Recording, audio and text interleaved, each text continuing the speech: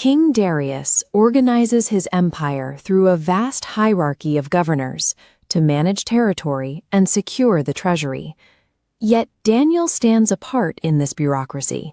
He possesses an excellent spirit, remaining completely reliable, with no negligence found in his work despite severe scrutiny. Darius intends to place Daniel over the whole kingdom. This planned promotion triggers immediate jealousy among the other administrators, who begin searching for a way to disqualify him. In a political structure where influence often relies on shared vulnerabilities, a man with no secrets to hide is a threat to the status quo. The conspirators audit Daniel's records and investigate his personal life. They find no bribes, no scandals, and no corruption to exploit. Since they cannot find a vice to criminalize, they decide to target his virtue. They look for a way to turn his daily devotion to God into a capital offense.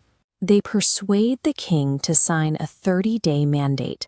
During this time, anyone who prays to any god or man except the king will be thrown into a den of lions.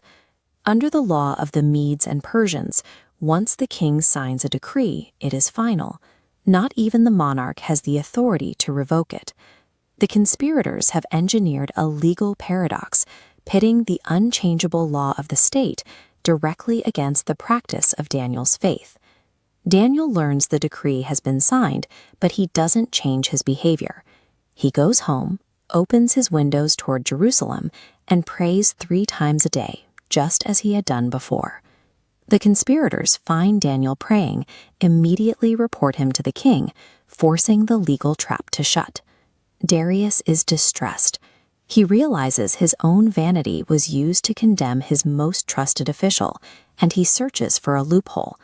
The king labors until sunset, attempting to find a legal escape for Daniel, but the decree is binding.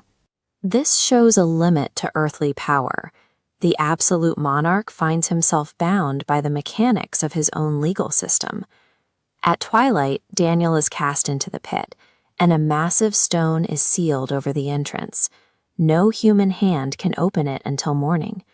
The king returns to his palace, but he refuses food and entertainment.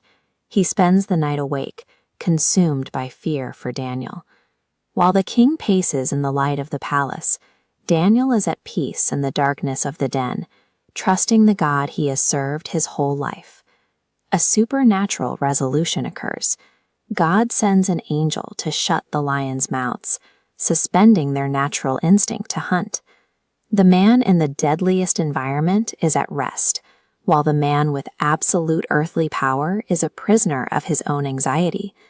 At first light, Darius rushes back to the den. He calls out with anguish, asking if Daniel's God was able to rescue him. Daniel answers from the pit. He confirms that he is unharmed, because an angel protected him. He provides his own defense. He was found innocent before God and had done no wrong to the king. Daniel's victory wasn't won by fighting the predators or outmaneuvering the conspirators, but by a trust that remained steady despite the threat. Daniel is lifted out of the den without a wound, proving the conspirators' trap failed. Witnessing this, Darius issues a new decree to every part of his kingdom, shifting the state's stance on Daniel's God.